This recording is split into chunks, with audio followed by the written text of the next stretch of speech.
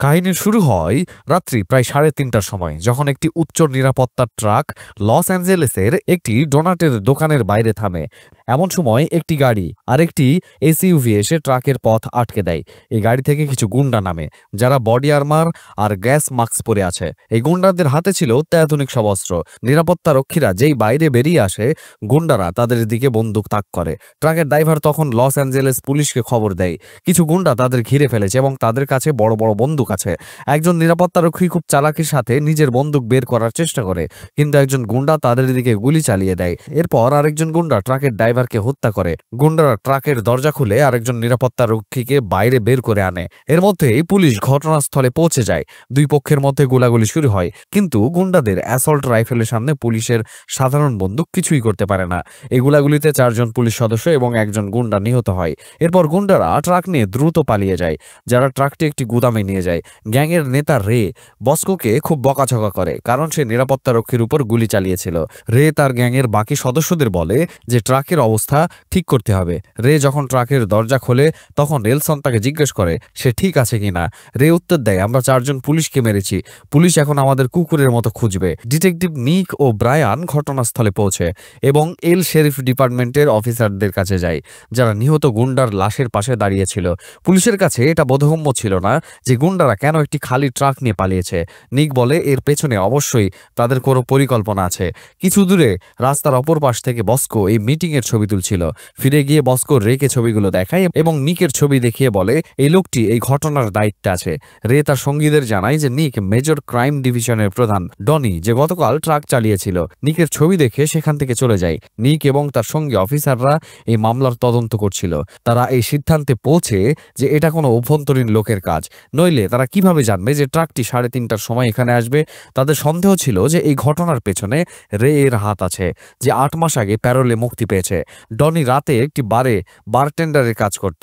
তখন সে দেখে যে ফেডারেল রিজার্ভ ব্যাংকে কাজ করা একজন লোক তার আইডি বারে ফেলে গেছে। ডনি সেই আইডি ক্যাশ রেজিস্টারে রেখে ম্যাকের কাছে যায়, যে রের গ্যাংয়েরই একজন সদস্য। নিকো সেই বারে বসেছিল এবং সে ডনির সাথে কিছু প্রশ্ন উত্তর শুরু করে। ডনি বলে, আমি জানি না এখানে কে আসে কে আসে না, চোর থেকে পুলিশ সবাই এখানে আসতে পারে, এই বার সবার জন্য খোলা। নিক এই কথাই সায় দেয়। ডনির বারে শিফট শেষ হলে সে যখন চলে যাচ্ছিল, তখন নিক তার গাড়ির কাছে ঠোকা দেয় এবং ডনিকে অজ্ঞান করে দেয়। ডনি যখন চোখ খোলে, তখন সে একটি অচেনা জায়গায় ছিল। ডনি যখন বেডরুম থেকে বাইরে আসে, তখন সে সেখানে নিকের টিম আর 4জন মহিলা ছিল। নিক ডনিকে একটি সিসিটিভি থেকে নেওয়া ছবি দেখায়, যেখানে সে রের সাথে কথা বলছে। ডিটেকটিভ গাস্ট বলে, আমরা তোর সব কুকীর্তি জানি, তুই একবার গাড়ি চুরি করে পালানোর সময় গ্রেপ্তার হয়েছিস, কয়েকজনের খুনের চেষ্টার অপরাধে জেলে গিয়েছিস, আর ক্যালিফোর্নিয়ায় এখন পর্যন্ত সবচেয়ে দ্রুত গাড়ি চালানোর জরিমানাও তুই দিয়েছিস। গাস্ট তাকে বোঝায়, তোর একটি ভুল তোকে আবার বছরের পর বছর জেলে পাঠাতে পারে। ডনি তাদের বোঝানোর চেষ্টা করে, স্যার প্লিজ, আমি রের সাথে মাত্র 1-8 দিন দেখা করেছি, এর বেশি আমি কিছু জানি না। নিক তার হাতে একটি ট্যাটু দেখায়, যেখানে রেগুলেটরস লেখা। নিক জিজ্ঞেস করে, এর মানে তুই জানিস? সে বলে, পুলিশের একটা গ্যাং আছে নাম ক্লিক, আমি তার অংশ। এই গ্যাং নিয়মে বিশ্বাস করে না, অপরাধীদের শুধরে ওঠার সুযোগ দেয় না, সোজা তাদের গুলি করে দেয়। নিক এবার ডনিকে সরাসরি জিজ্ঞেস করে, তোর মতো ভীতু লোক এত বিপজ্জনক গ্যাংয়ের সাথে কি করছে? ডনি বলে, স্যার আমি শুধু তাদের ড্রাইভার, চোরদের গ্যাংয়ের অপারেশন সম্পর্কে আমি কিছুই জানি না। নিক ডনিকে বলে, তুই তাদের সাথে যোগাযোগ রাখবি, আর আমি যখন ফোন করব তখন ফোন তুলবি, বুঝলি, নইলে আমি তোকে তুলে নিব। এদিকে গুন্ডার gang Los Angeles Federal Reserve ব্যাংকের ওপর নজর রাখছিল। রে জানায় এটি একমাত্র ব্যাংক যেখানে আজ পর্যন্ত কোনো চুরি হয়নি। রে বলে, এখানকার নিরাপত্তা ব্যবস্থা এতটাই শক্তিশালী যে এখানে 53 বার চুরির চেষ্টা হয়েছিল, কিন্তু কেউ একবারও সফল হয়নি, আর তাই রে চায় তারা এখানে চুরি করুক। পুলিশ ডিপার্টমেন্টের সদস্যরা জানতে পারে যে রে, এডসন, ডনি এবং বস্কো সবাই অবসরপ্রাপ্ত মেরিন কমান্ডো। অফিসাররা গত 10 বছরে ঘটে যাওয়া সব চুরির তদন্ত করে। তখন জানা যায় যে 10 বছর রে জেলে ছিল, তখন কোনো বড় ধরনের চুরি হয়নি। নিক সব অফিসারকে বলে, যদি আমরা রেকে ধরতে পারি, তাহলে সব অমীমাংসিত চুরির রহস্য উদ্ঘাটন করা যাবে। রে এবং তার গ্যাং এখন আবার সেই গুদামে ফিরে যায়। রে তার গ্যাংকে ফেডারেল ব্যাংকের সারা দিনের রুটিন বোঝাতে শুরু করে। রে জানায় এই ব্যাংক প্রতিদিন ব্যবহারে অযোগ্য বা ছেঁড়া পুরনো নোট নোটগুলো তাদের ডেটাবেস থেকে সরিয়ে ফেলে। বিকেল 4টা বা 5টার মধ্যে এই নোটগুলো ছোট ছোট টুকরো করে কেটে ফেলা হয়, আর এই বর্জ্য একটি ওয়েস্ট ম্যানেজমেন্ট কোম্পানি নিয়ে যায়। রে বলে শুধুমাত্র ডলার নোট গণনার ঘরে প্রতিদিন কমপক্ষে $30 মিলিয়ন আসে। রে পরিকল্পনা করে যে তাদের নোট কাটার আগেই সেখানে পৌঁছাতে হবে, এভাবে তাদের হাতে কমপক্ষে $30 মিলিয়ন আসবে, যা কারণ নয়। আমরা কোনো মানুষের কাছ থেকে চুরিও করছি না। ডনি এখন একটি চাইনিজ ফুড ডেলিভারি কোম্পানিতে কাজ শুরু করে, যেখান থেকে ব্যাংকের কর্মীরা প্রতিদিন খাবার অর্ডার করে।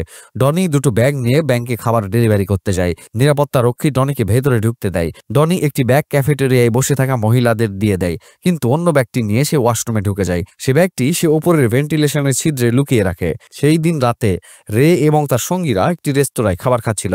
হঠাৎ পুলিশ সেখানে হাজির হয়। নিক রের টেবিলের দিকে এগিয়ে যায় এবং ডনির সাথে কথা বলে, এমন ভাব দেখায় যে ডনির সাথে তার দেখা জিমে হয়েছিল। গুদামে ফিরে গিয়ে রের মনে ডনির উপর সন্দেহ হয় যে সে পুলিশের লোক নয় তো। ডনি অস্বীকার করে, কিন্তু রে বন্দুক তাক করে আবার জিজ্ঞেস করে সে নিককে কিভাবে চেনে। ডনি সত্যি কথা বলে দেয় যে নিক তাকে ধরে ফেলেছিল এবং সে তাদের সবার সম্পর্কে জানে। তবে তারপর থেকে ডনি আর নিকের সাথে দেখা করেনি। রে তার কথা বিশ্বাস করে এবং ডনিকে বলে নিকের কাছে একটা খবর পৌঁছে দিতে। চুরিটা এই শুক্রবার হবে। ডনি একটি স্যুটের দোকানে গিয়ে নিকের সাথে দেখা করে। নিক জিজ্ঞেস করে তোরা রেস্তোরাঁয় কি করছিলি, কিন্তু ডনি কথা ঘুরিয়ে বলে চুরিটা এই শুক্রবারে হবে, কিন্তু আমি জানি না কোথায়। এরপর নিক সেই ক্লাবে যায় যেখানে রের গার্লফ্রেন্ড কাজ করে এবং সেখানে শো দেখতে শুরু করে। রের গার্লফ্রেন্ড স্টেজ থেকে নেমে নিকের কাছে এসে তার কানে কিছু বলে। এরপর তারা দুজনেই মেয়েটির বাড়িতে পৌঁছে যায়। পরদিন সকালে রে যখন এখানে আসে, তার গার্লফ্রেন্ড লিভিং রুম থেকে দৌড়ে চলে যায় এবং নিক শার্ট না পরে বেডরুম থেকে বেরিয়ে আসে। দুজনেই একে অপরের দিকে তাকিয়ে থাকে এবং তারপর তাদের দুজনেরই দৃষ্টি টেবিলের উপর রাখা বন্দুকের দিকে যায়। নিক চোখের ইশারায় রেখে বন্দুক তুলতে বলে, কিন্তু রে তার ফাঁদে পড়ে না, বরং নিকের সামনে দিয়ে হেঁটে বেডরুমে চলে যায় এবং দরজা বন্ধ করে দেয়। এরপর নিক তার গাড়িতে পৌঁছে তার সঙ্গীকে ফোন করে এবং চুরির পরবর্তী স্থান সম্পর্কে বলে, যা সে রের গার্লফ্রেন্ডের কাছ থেকে জেনেছে। পরে রের গার্লফ্রেন্ড তাকে বলে, তুমি যা বলেছিলে আমি তাই করেছি, এখন চুরির দিন এসে গেছে। আর পুলিশ ব্যাংকের দিকে নজর রাখছিল। তখন একটি ভ্যান পার্কিং এ এসে থামে।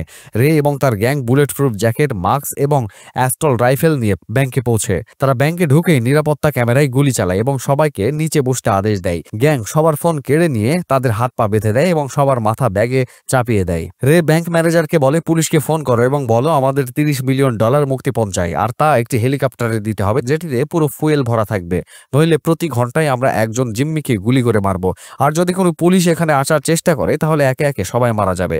খুব শীঘ্রই পুলিশ এবং FBI ব্যাংকের বাইরে চলে আসে। ব্যাংকের ভেতরে হঠাৎ একটি ফোন বেজে ওঠে আর রে ফোন তুলে সরাসরি জিজ্ঞেস করে যা চেয়েছি তা পাবো কিনা। পুলিশ অফিসার বলে, আমরা তোমার দাবির উপর কাজ করছি। রে বলে, টাকাটা ব্যবস্থা না করে ফোন করার জন্য তুমি একজনকে মরতে দিলে। তখন বস্কো একজনকে পেছনে নিয়ে যায় এবং গুলির আওয়াজ শোনা যায়। এরপর অফিসার আবার ফোন করে আর এবার ম্যানেজার ফোন তুলে। ম্যানেজার বলে, একজনকে ইতোমধ্যে মেরে ফেলা হয়েছে, আর যতবার তোমরা ফোন করবে ততবার মারা যাবে। পরের ফোন তখনই করবে যখন এই চোরেরা যত টাকা চেয়েছে তত টাকার ব্যবস্থা হয়ে যাবে। অফিসার জিজ্ঞেস করে তারা কি 90 মিনিট অপেক্ষা করতে পারবে। রে এতে সম্মতি দেয় আর ম্যানেজার এই বার্তা পৌঁছে দেয়। বাইরে পুলিশ ব্যাংকের ম্যাপ দেখছিল। ভেতর থেকে হঠাৎ একটি বিস্ফোরণের শব্দ শোনা যায় আর পুলিশ বুঝতে পারে যে চোরেরা তিজোরি ভেঙে ফেলেছে। নিক ম্যাপে কিছু দেখে টনির কাছে জিজ্ঞেস করে এটা কি। টনি বলে এটা একটা সিওয়েজ লাইন, যা এখন সম্ভবত বন্ধ করে দেওয়া হয়েছে। তখন নিকের চোখ আরেকটা সিওয়েজের যাওয়ার পথে পড়ে আর সে কিছু একটা ভাবে। নিক বলে আমাদের ভেতরে যেতে হবে। সে একটা লোহার রড তুলে ব্যাংকের মূল দরজা খোলার চেষ্টা করে। ভেতরে ঢুকে নিক জিম্মি করা লোকদের জিজ্ঞেস করে তোমরা সবাই ঠিক আছো। সেখানে একজন চোরও ছিল না।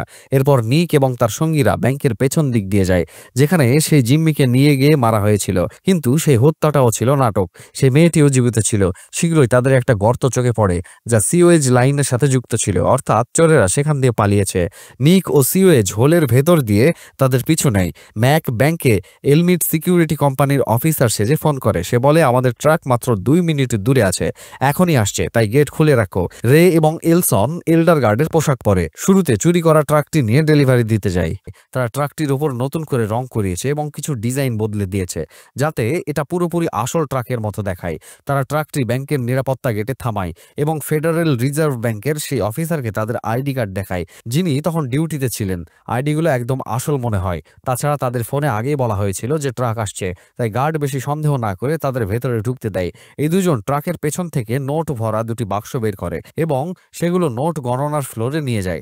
টাকা গণনাকারী এই বাক্সগুলো $100 নোট গণনার ঘরে রাখে। এদিকে রে এবং এলসন ওয়েটিং রুমে চলে যায়। বস্কো ব্যাংকের নিচে একটা সুড়ঙ্গে ছিল। রে তাকে রেডিওতে জানায় যে ডনি কাউন্টিং রুমে পৌঁছে গেছে। বস্কো পাওয়ার গ্রিডে একটা সুইচ টিপে, আর যার ফলে পুরো ব্যাংকে বিদ্যুৎ চলে যায়। এতে শুধু ব্যাংকের নোট কাটার মেশিনই বন্ধ হয় না, বরং $100 নোট গণনার ঘরের ক্যামেরা এবং মেশিন সেন্সরও বন্ধ হয়ে যায়।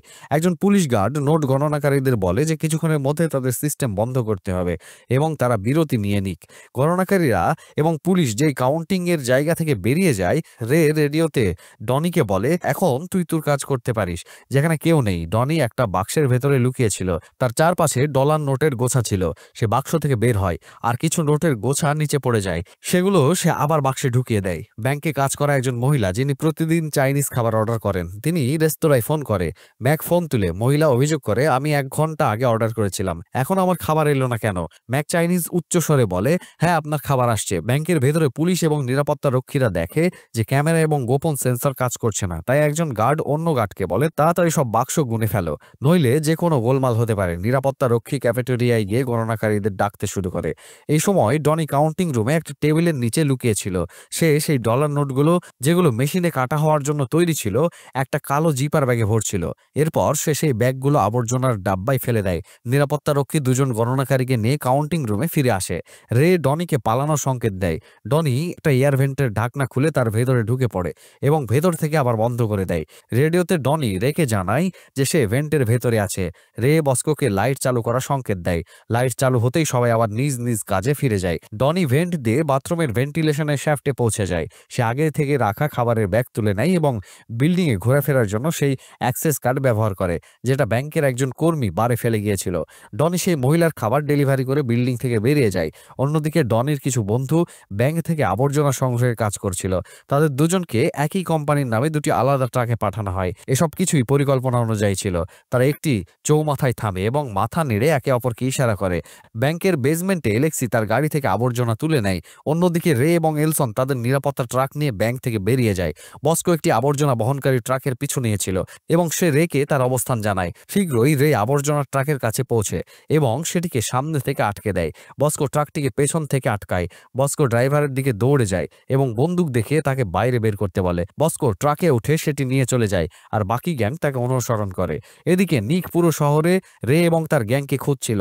তখন সে রাস্তায় ডনিকে দেখতে পায় এবং গাড়ি থামায়। ম্যাক দূর থেকে দেখে যে পুলিশ ডনিকে তাদের ট্রাকে তুলে নিয়েছে। নিক এবং তার সঙ্গীরা ডনিকে মারতে মারতে জিজ্ঞেস করে, রে এবং বাকিরা কোথায়? ডনি শেষ পর্যন্ত হার মেনে তাদের অবস্থান বলে দেয়। রে এবং তার গ্যাং একটি ডাম্প সাইটে ছিল। ম্যাক রেকে ফোন করে বলে, ডনি ধরা পড়েছে, এখন কি করব? কিন্তু রে কোনো উত্তর না দিয়ে ফোন কেটে দেয়। সে এলসনকে বলে ডনি এবং ম্যাক ধরা পড়েছে। এরপর তারা দুজন গাড়িতে করে সেখান থেকে চলে যায়। নিক রের গাড়ির একটি ঝলক দেখতে পায়। এরপর সে ট্রাফিকে ভরা হাইওয়েতে তাদের পিছু নেয়। সে রেডিওতে ডিটেকটিভ মার্ফ এবং বারাচোকে তাদের অবস্থান জানায়। রে আয়নায় দেখে যে 20টি গাড়ির পেছনে নিকের গাড়ি রয়েছে। গাজ ডনিকে গাড়ির ভেতরে হাতকড়া পরিয়ে দেয় এবং তারপর নিক এবং টনির সাথে চলে যায়। মার্ফ এবং বারাচো সেখানে পৌঁছে যায়। রে, এলসন এবং বস্কো তাদের ট্রাক থেকে বের হতে শুরু করে। পুলিশ যখন তাদের কাছে এগিয়ে আসছিল, রে গুলি চালানো শুরু করে যাতে একজন পুলিশের গায়ে গুলি লাগে এবং সে ঘটনাস্থলেই মারা যায়। এবার পুলিশও পাল্টা গুলি চালাতে শুরু করে। হঠাৎ নিস্তব্ধতা ভেঙে গুলির বৃষ্টি শুরু হয়। দুপক্ষ থেকে গুলি গাড়িগুলোকে ছিন্ন ভিন্ন করে চলছিল। বস্কোর ঘাড়ে একটা গুলি লাগে আর রে পাল্টা গুলি চালিয়ে সেই পুলিশের হাঁটুতে গুলি করে। রে এবং এলসন রাস্তায় দৌড়ে পালাতে শুরু করে আর নিক অফিসার নিখুঁত নিশানা করে এলসনকে গুলি মেরে মেরে ফেলে। রে দৌড়ে একটা গাড়িতে ঢুকে যায় আর নিক ঠিক তার পেছনে ছিল। নিক রের দিকে গুলি চালায় যাতে রে মারাত্মকভাবে আহত হয়। রে কোনো রকমে তার বন্দুক রিলোড করার চেষ্টা করে। অনেক কষ্টে সে বন্দুক রিলোড করে এবং কোনো মতে দাঁড়ায়। সে নিকের দিকে গুলি চালাতে চালাতে এগিয়ে যায়। নিক তার বন্দুক রিলোড করে এবং রের বুকে গুলি করে। রে মাটিতে পড়ে যায় এবং কোনো রকমে হামাগুড়ি দিয়ে একটা গাড়ির পেছনে লুকায়। সে তার জ্যাকেট পকেট থেকে গুলি ভরা একটা ম্যাগাজিন বের করে। তার গুলি শেষ হয়ে গিয়েছিল এবং সে দাঁড়িয়ে ওঠে এবং তার খালি বন্দুক নিকের দিকে তাক করে। নিক অনিচ্ছা সত্ত্বেও নিজেকে বাঁচাতে রের দিকে গুলি চালায়। তাকে সামান্যই জানা ছিল যে রের কাছে গুলি নেই। নিক যখন তার গাড়ির কাছে ফিরে যায় তখন দেখে ডনি সেখান থেকে পালিয়ে গেছে। নিক এবং গাস রের গাড়ি থেকে কালো ব্যাগগুলো বের করে এবং দেখে যে সেগুলোতে নোটের টুকরো রয়েছে, পুরো নোট নয়। নিক সেই বারে যায় যেখানে ডনি কাজ করত এবং তার ঠিকানা জানতে চায়। বারের মালিক বলে ডনি তো 2 দিন আগে চাকরি ছেড়ে দিয়েছে। নিক বারে বসেছিল, তখন ব্যাংকের 2 জন কর্মী আসে। তাদের গলায় ব্যাংকের অ্যাক্সেস কার্ড ঝুলছিল। নিক দেওয়ালে টাঙানো একটা ফুটবল দলের ছবির দিকে মনোযোগ দিয়ে দেখে, যেখানে ডনি তার কিছু বন্ধুর সাথে বসে আছে। নিক বার থেকে বের হতেই তার চোখে সে বুঝতে পারে যে এই পুরো খেলার মূল কাণ্ডারি ছিল ডনি। শেষে দেখা যায় ডনি লন্ডনের একটি বারে বারটেন্ডারের কাজ করছে। তার সেই বন্ধুরা যারা আবর্জনার ট্রাক চালিয়েছিল পুরো খেলাটা ঘুরিয়ে দিয়েছিল, তারাও তার সাথে বসে আছে। টনি আগেই রের গ্যাংকে ধোঁকা দেওয়ার পরিকল্পনা করে রেখেছিল। এই কারণেই তার বন্ধুরা দুটি একই রকম দেখতে আবর্জনার ট্রাক চালাচ্ছিল। একটিতে ছিল কাটা নোটের টুকরো আর অন্যটিতে ছিল আসল $100 নোট, অর্থাৎ $30 মিলিয়ন। জানা যায় ডনি ব্যাগ থেকে টাকা বের করে টায়ারের মধ্যে ভরে পানামায় পাঠিয়ে দিয়েছিল, আর এখন সে লন্ডনে বসে আরেকটি চুরির পরিকল্পনা করছে। আর এখানেই গল্পটি শেষ হয়। Hold it until you run dry.